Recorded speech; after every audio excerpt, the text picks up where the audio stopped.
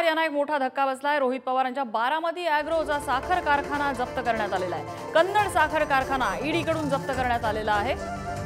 ईडीकडून गेले काही काळ याची चौकशी सुरू होती। स्वतः रोहित पवार यांचीही चौकशी झालेली होती। 2 वेळा त्यांची चौकशी करण्यात आलेली होती आणि अखेर ईडीनं ही कारवाई केलेली आहे। बारामती ॲग्रोच्या प्रकरणात बारामती ॲग्रोचा कन्नड साखर कारखाना हा ईडीनं जप्त केलेला आहे। रोहित पवार यांना हा मोठा धक्का मानला जातोय।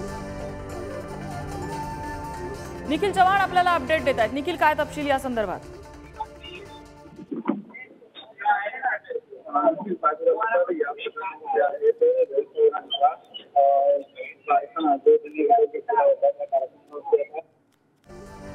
काही तांत्रिक अडचणीमुळे निखिलचा आवाज आपल्यापर्यंत पोहोचत नाहीये। मात्र या कारखान्याची यंत्रसामुग्री 161 एकर जमीन ही ईडीनं जप्त केलेली आहे।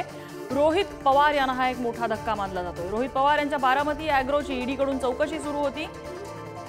आर्थिक गैरव्यवहार प्रकरणी ही चौकशी सुरू असल्याची माहिती ईडीकडून देण्यात आलेली होती आणि त्या प्रकरणी स्वतः रोहित पवार यांचीही 2 वेळा चौकशी झालेली होती आणि या चौकशीनंतर आता ईडीनं ही कारवाई केलेली आहे। बारामती ॲग्रोचा कन्नड साखर कारखाना ईडीनं जप्त केलेला आहे। या कारखान्याची यंत्रसामग्री आणि 161 एकर जमीन तसंच प्रकल्प आणि यंत्रसामग्री हे सगळं काही ईडीनं ताब्यात घेतलं आहे। निवडणुकांच्या पार्श्वभूमीवर झालेली ही कारवाई आता मोठी राजकीय प्रतिक्रिया यानंतर उमटू शकते। कारण ज्या वेळेला रोहित पवार यांची ईडी चौकशी होत होती त्याच वेळेला विरोधकांनी सरकारला सत्ताधाऱ्यांना धारेवर धरलेलं होतं आणि केवळ दबाव तंत्रासाठी हा अशा प्रकारे केंद्रीय यंत्रणांचा वापर केला जातोय असा आरोप विरोधकांनी केलेला होता। आणि आता तर रोहित पवार यांच्या बारामती ॲग्रोच्या कारखान्यावरच ही कारवाई झालेली आहे। त्यामुळे साहजिक विरोधक आक्रमक पवित्रा घेऊ शकतात। स्वतः रोहित पवार या संदर्भात काय प्रतिक्रिया देतात, शरद पवार काय प्रतिक्रिया देतात हे पाहावं लागेल। कन्नड साखर कारखाना सध्या ईडीकडून जप्त करण्यात आलेला आहे। ईडीनं बारामती ॲग्रो प्रकरणात केलेली ही सगळ्यात मोठी कारवाई।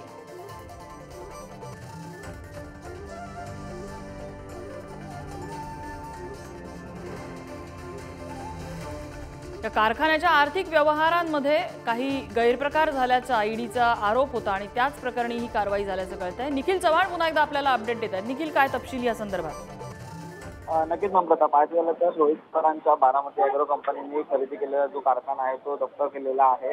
रोहित पवारांनी हा जो बारामती ॲग्रो कारखाना आहे तो गेल्या काही महिन्यापूर्वीच हा जो आहे तो खरेदी केलेला होता आणि याच कारखान्याच्या बद्दल त्यांना ईडीकडून 2दा आहे ते चौकशीसाठी देखील बोलावण्यात आलेलं होतं। कन्नड सहकारी साखर कारखाना ईडीकडून हा जप्त झाल्याची माहिती आपल्याला मिळते। तसंच शिखर बँक घोटाळा प्रकरणात देखील ईडीने या संदर्भात आहे ती संपूर्ण चौकशी आहे ती रोहित पवारांनी केलेली होती आणि आता रोहित पवारांचा बारामती ॲग्रो कंपनीने खरेदी केलेला हा जो कारखाना आहे तो आता जप्त केल्याची माहिती आहे ती पुढे मिळते। माहिती झालं तर याच प्रकरणामध्ये आधी देखील रोहित पवारांना 2 वेळा आहे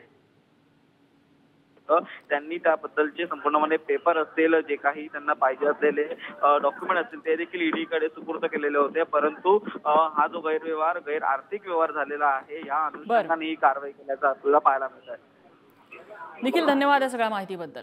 त्यामुळे या घडीची सगळ्यात मोठी बातमी, रोहित पवार यांना मोठा धक्का बसलेला आहे।